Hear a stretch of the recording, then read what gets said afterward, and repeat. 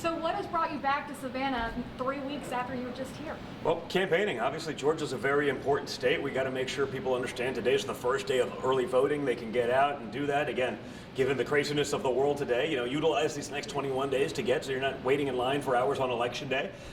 It's just important to get people to turn up. I think people understand what Donald Trump's accomplishments are. They understand that he built the greatest economy America has ever known, the lowest unemployment numbers America has ever known, the highest number of new startup businesses. He's getting us out of the endless wars, challenging, frankly, both sides and the D.C. establishment, but pulling our troops out of these ridiculous wars that our own generals can't tell us why we're still in. He's signing peace deals in the Middle East.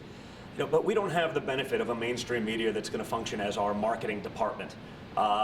Do the campaigning for Joe Biden while he's in a basement somewhere talking about all the great things he's done. He's been in government for half a century. Most people I know can't name a single accomplishment. Isn't that part of the problem?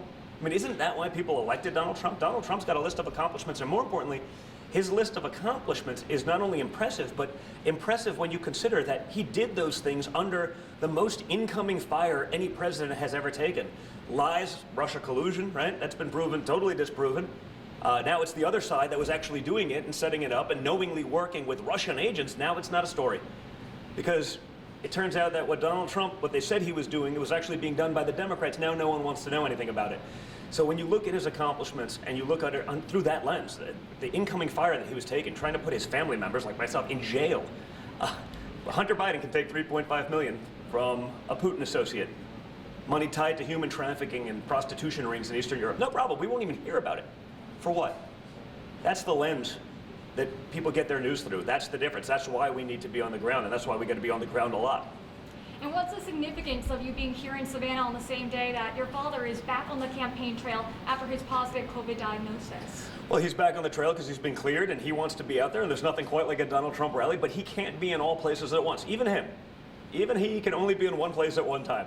And so, yeah, I don't travel with him. I don't spend the time on the road with him. I figured if he's in a room, he's got all the attention we need. I got to go to the other place, and I got to speak to the other people, in the country that my father wants to continue to represent and continue winning for.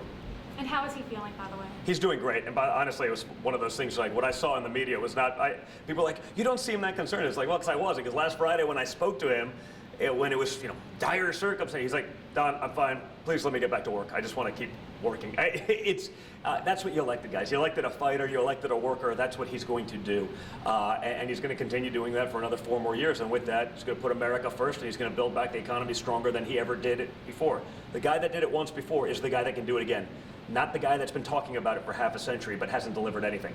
One last question. What was your reaction to the second presidential debate being canceled?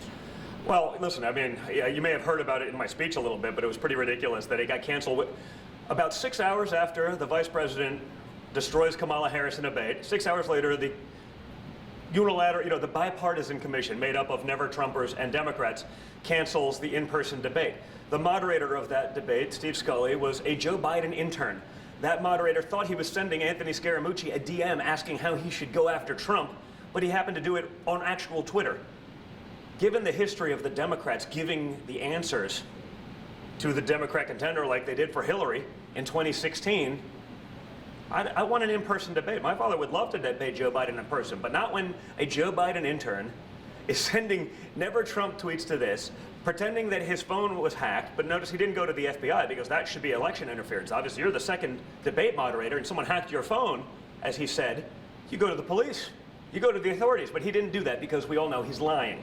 So I can't allow that kind of bias where Joe Biden can be in a basement reading cue cards or teleprompted responses to the answers that he knows are coming. That doesn't work. We've seen how Joe Biden handles that. I want an in-person debate, and my father does too, but Joe Biden does not want that, and that's why he's trying to get out of it.